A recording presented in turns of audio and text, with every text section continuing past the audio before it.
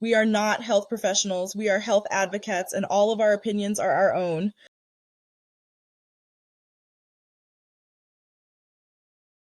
Yeah, yeah, absolutely. Wow. So another question I have about something Yeah. you said you had 14 chronic Mhm. illnesses. Yeah. Now, are those things that you're born with? Do you Mhm. develop them over time? Like, how do you get a chronic illness? Yeah. Well, it's really based on each individual. For Okay. me, I was born, so I'm going to get scientific here. We have something called miasms, which are things passed down genetically, typically through the mother lineage. And I was born with certain miasms. That's why typically cancer runs in the family or whatever it may be. And so we know for a fact I had EBV and Lyme's, no, excuse me, not Lyme's. I had EBV and certain miasms born in my body, and they would have actually just stayed dormant in my body if given the right circumstances. If I hadn't really ever dealt with Interesting. big emotions or the CPTSD or anything like that, it would have probably gone undetected. Besides, okay, this is a super weird example, but I know people can relate to it. So that's particular strain of the virus gives you cold sores, or people can deal with warts. And so I would get really bad cold sores every time I got stressed. That was like, the first 10 years of my life. Oh. That was that virus just going, hey, like I'm here. So we knew I had it. But again, it's just sort of one of those things you live with. But again, it was that right combination of my hormones were really messed up, that CPTSD, and the intense adrenal slash fight or flight. And it kind of woke that up. Another thing that isn't very popular is COVID does often wake up those underlying viruses that may be laying dormant.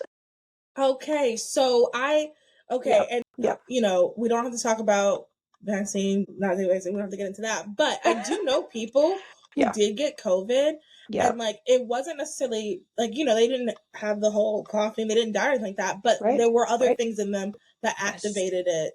Yep. Yeah, I have heard that. Yeah. That's crazy. So a really physical example I can give you was I got COVID and I was like, it wasn't that bad, but it had been really intense in my back. Like it was sort of a weird pain in Oh. my spine. And I was like, okay, I'll notice that. Well, that woke up EBV, and the EBV, which is that underlying virus that we talked about, it took place in my back because as a child, within like 6 months, so short story long, I was in ballet, and when you're in a Oh. really, really intense, sport like that, you don't grow. And so I left ballet, and within 6 months, I was like probably 4'10", and I grew to 5'8" within 6 months.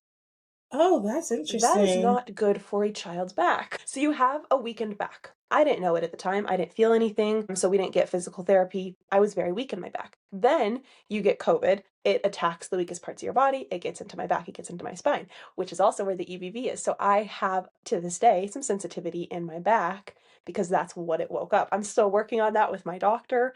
Physical therapy is amazing. I'm an advocate for it. It's really helped. But that was like the biggest thing that woke up when I got COVID originally in 2020, and then what has been one of the main symptoms in my chronic health issues. So it's sort of this fun combination depending on each individual and their specific genes and cells of whether you're born with it. I did get the Lymes, we believe, when I was around 13. I was around a lot of horses at that time, so we sort of Mm. guess. We didn't know it until I was 16. So it was Yeah. a little hard to test. And thankfully, I no longer have that, which is amazing. But we can assume I got it at 13, but it's hard to pinpoint with a tick. Yeah, I feel like I've been hearing a lot of people having Lyme disease though a lot Yeah. lately. And I'm wondering Yes. if maybe they've had it, like you said, they've had it for a while, but then extenuating circumstances activates it.